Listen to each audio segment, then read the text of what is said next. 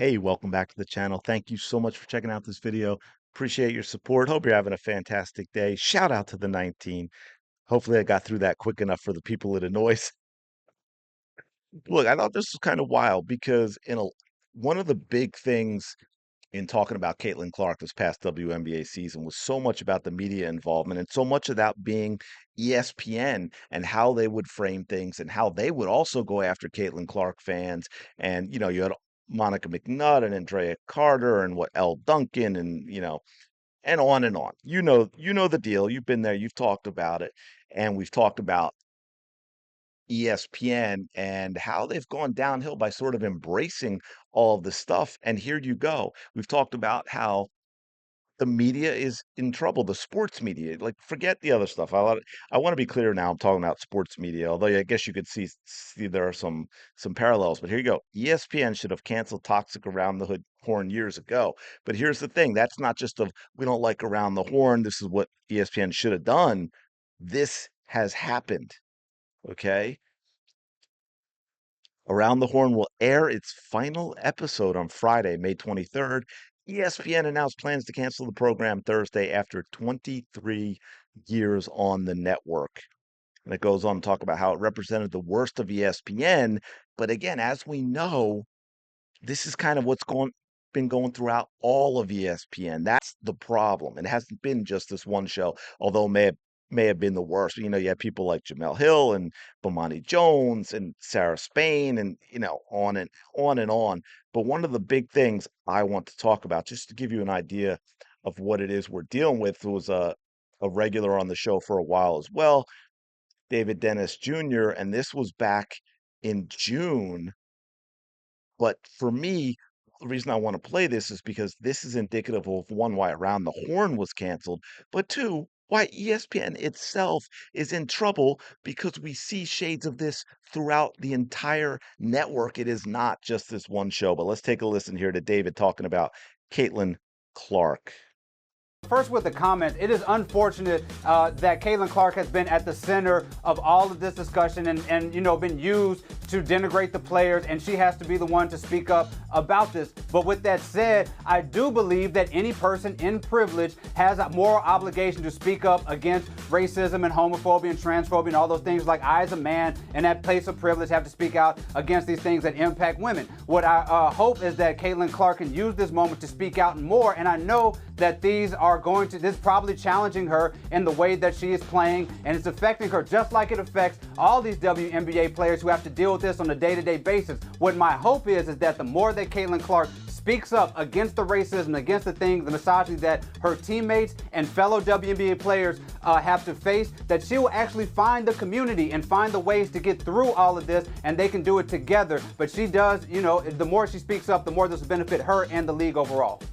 First, with the ESPN, everyone. ESPN. There's ESPN for you. I think that was basically an encapsulation of everything we've seen from the sports media and the WNBA ever since Caitlin Clark got into the league, right? You got it all there. You got about the fans who are using her for their own nastiness. The fans are the ism, the is, the phobe, and all of that. Caitlin Clark has privilege, and she must speak out on these things that we want her to speak out on. Did you get that? Caitlin Clark doesn't have a choice. And by the way, be clear, it's about very specific things she has to speak out on.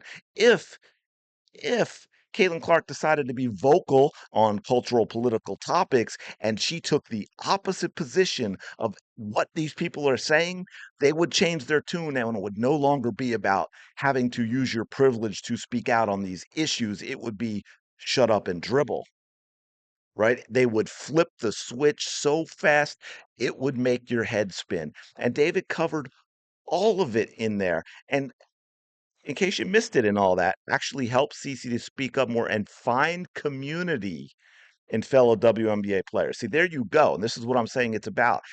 It's about making Caitlin Clark one of the people that kept the WNBA from ever being successful and a reason no one wanted to watch, right? Like Renee Montgomery and her nonsense with the Atlanta Dream, how they ain't like us, you not like us.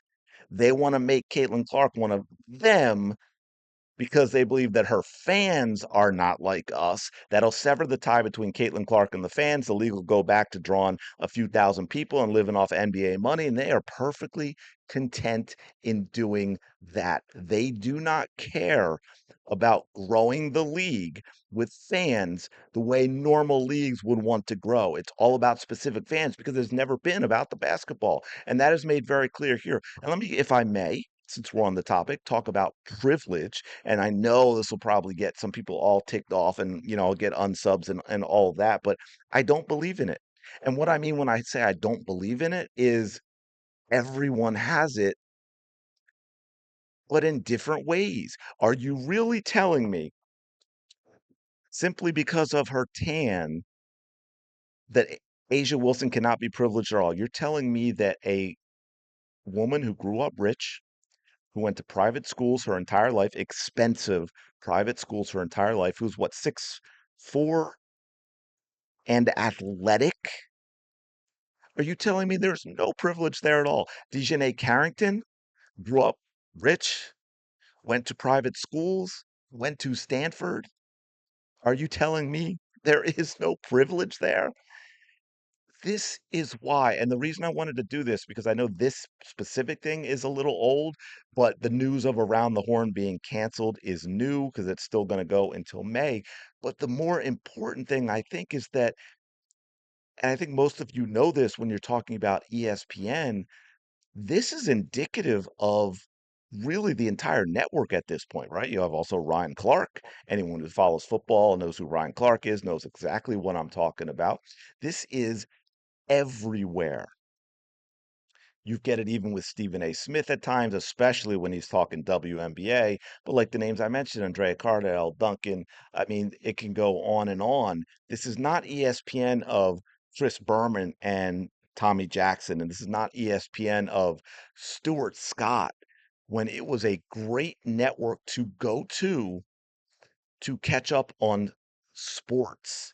And that's it. It has become a political cultural network that uses sports to talk about politics and culture.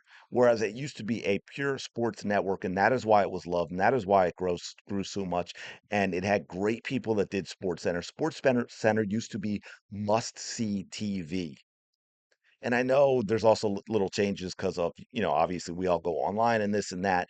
But still, if you had sports centers where you had people like Stuart Scott talking sports, you had people like Chris Berman talking sports, you had, and Chris, I always want to say Tommy Jackson because I always think of him and Chris as a pair because of the football that they did, which was absolutely fantastic. And I'll even though I think Scotty Van Pelt is an ass quite frankly, as a person. But way back in the day, he was good on SportsCenter as well. But I'm going to leave it there. But let me know your thoughts on what you think about Around the Horn being canceled, because I think it was what, 23 years it's been around, something like that, and what you think that means for ESPN. Because I mean, cable users, that's where all their money comes from, is that scam with the, 7, 8 bucks per cable subscriber period, whether those people watched ESPN or not, that's what ESPN was getting from them. You're talking billions and billions and billions of dollars a year without a single viewer having to watch a show. And that's getting taken away because cable has fallen off a cliff. I think it's gone from like 100 million households at its peak to where it's like in 50, 60, or 70 million or something like that. That's a lot of money to lose.